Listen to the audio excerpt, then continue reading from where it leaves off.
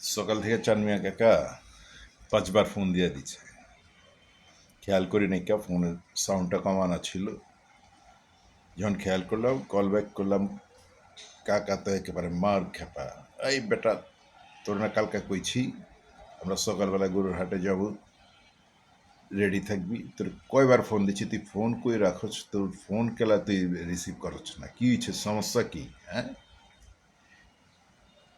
কাকার আর বাড়তি কিছু না কইয়া গেলাম, কাকা কই আছেন আপনারা, আমি আইতে আছি। এটা কইয়া তাড়াতাড়ি করে 7টা গায়ে দিয়ে লোড দিলাম। আসলে চান মিয়া কাকা, মোবারক কাকা, এরা মিলা এখন পর্যন্ত আমগো মহল্লার ঐতিহ্যটা ধরে রাখছে।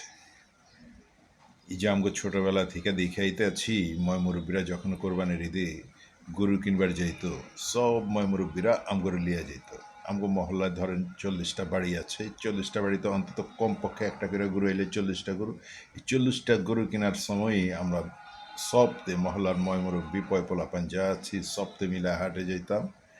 আনন্দ ফুর্তি করে গরু পছন্দ কইরা দামাদামি কইরা টাকা হাতে বুঝিয়া দিয়া এরপরে গরুগুলারে ওখানে বাইন্দা রেখা আমরা এতাম সোনামিয়ার দোকানে। সোনামিয়ার দোকানে বেবাক্তি মিলা বয়া, তারপরে দই আর মিষ্টি খায়া, তারপরে গরু লিয়া আনন্দ ফুর্তি করতে করতে করতে করতে বাইতে আইতাম।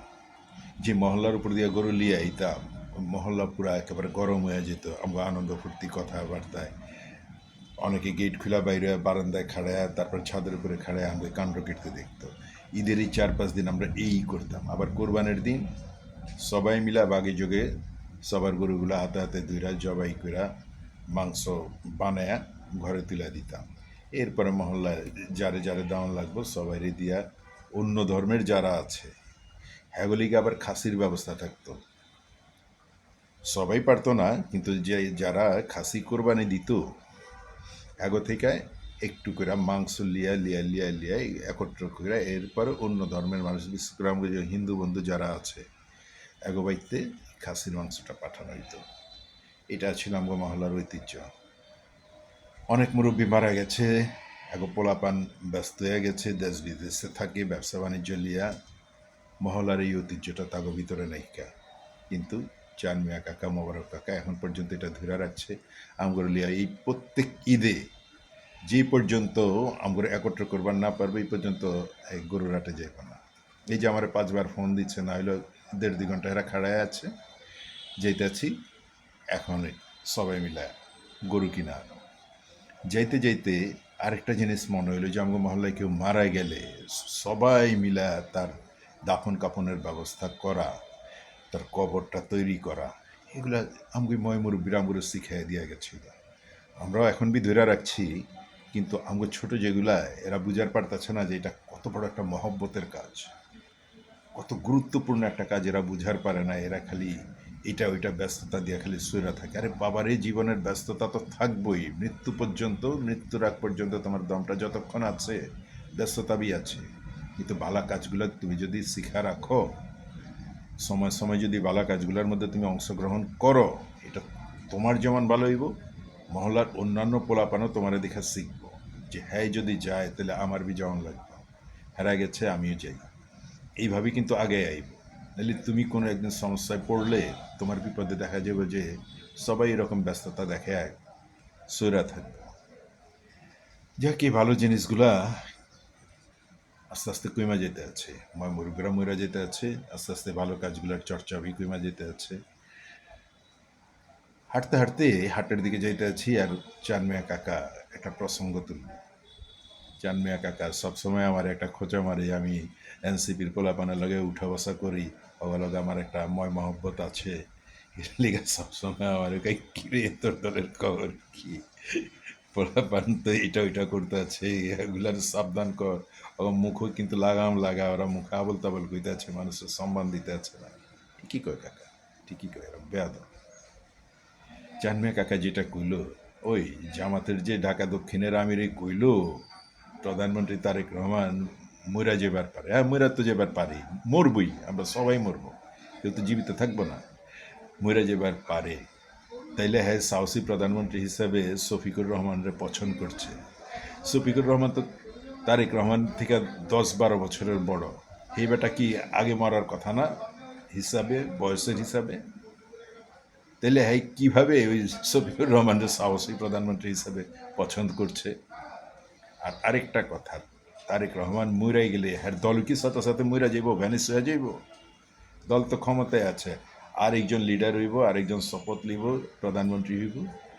হইতে পারে মির্জা ফখরুল, হইতে পারে মোশাররফ হোসেন, বা অন্য কেউ হইবার পারে, জাইমান রহমান হইবার পারে, তারপরে জুবেদা রহমান হইবার পারে না, এরাই তো হইব।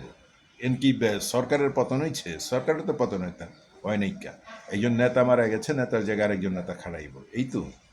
তাহলে শফিকুর রহমান কিভাবে সাহসী প্রধানমন্ত্রী হইব আমার বুঝাতো। আর একটা নির্বাচন তো অন লাগবে, ওই নির্বাচনে যদি দেশের জনগণ এগারো ভোট দেয়, আর এই ভোটের মাধ্যমে প্রধানমন্ত্রী হইব। সিস্টেম তো এটাই রে, নাকি রে বাবা? আমি কি ভুল কইলাম? আমার কি বোঝার ভুল আছে? কনের মধ্যে ভুল আছে? না কাকা, আপনি ঠিক কথাটাই কইছেন। তাহলে আমার কত হ্যাঁ গো, এই যে সাহসী প্রধানমন্ত্রী রে আনবার চাইতেছে, কেমনে আইব? ভোট ছাড়াই আইব? কাকা আমার বিদাম আগে ধরে না কাকা, এরা যে কখন কি কইতাছে, কি হিসাবে কইতাছে, এটার লগে যুক্তি কি, বাস্তবতা কি, এটা বুঝার পারি না। তুই যখন বুঝার পারছ না, তাহলে আমরা কেমতে বুঝুম? আমরা তো ওল্ড মডেল বেটা, তোরা তো ইচ্ছা হচ্ছে নিউ মডেল। এই যে তোগুলোকে এনসিপি আছে, বাচ্চা কাকা আমার খোঁজা একটা মহিলা হচ্ছে।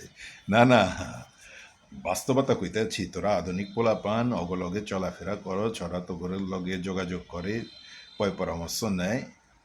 এখন আমারে বুঝা, একজন মানুষ মাইরা মোরা গেলে হ্যার জায়গায় আরেকজন আইবে, এটাই তো স্বাভাবিক। কিন্তু এটা আহনের যে একটা সিস্টেম আছে, ওই সিস্টেমের মধ্যে কি জামাত ইসলামী পড়ে? সরকার দল তো ইচ্ছে বিএনপি, জামাত ইসলামী তো ইচ্ছে বিরোধী দল। তাহলে হেরা কিভাবে কত আমারে হ্যাগো সাহসী প্রধানমন্ত্রী বানাইব, সাহসী ব্যক্তিটারে, ডক্টর শফিকরে তারা সাহসী প্রধানমন্ত্রী বানাইব, কেমতে বানাইব আমার একটু বুঝে ক। এরকম যে ব্যাককিলি কথাবার্তা এরা কয়, এখন মাথায় কি গোবর? হ্যাঁ, গোবর লিয়া বসবাস করে? নাকি হেরা প্রধানমন্ত্রীরে মারবো, হেরা বিএনপিরে ভ্যানিস করবো, কইরা তারপর হেরা ক্ষমতা দখল করবো, এরকম মতলব? এরকম সিস্টেম কি ওইবার পারবো? দেশের জনগণ কি এটা ওইবার দিব? মতলবটা কি, ওরা কি কইতে চাইতেছে? ওরা নিজেরা কি প্রধানমন্ত্রীরে মারবো, তারপরে বিএনপির ক্ষমতা থেকে নামায়া তারপর ওরা সরকার হইব, সরকার প্রধান হইব, সাহসী প্রধানমন্ত্রী হইব? এগুলো কি কইতেছে রে? দেশটার ওরা কইলিয়া জিতে চাইতে আছে। ওর ভিতর তো হিংসা ছাড়া আর কোনো কিছু দেখতেছি না রে। একটা সরকার মাত্র 3 মাস পার করলো, অহনি ওরা মরণের কথা কইতাছে। মরণ কি তো গইব না রে বেটা? ব্যাককেল, এই গোবর লিয়া তোরা কি এর রাজনীতি করেছ, আর কিভাবে তোরা দেশ চালাবি?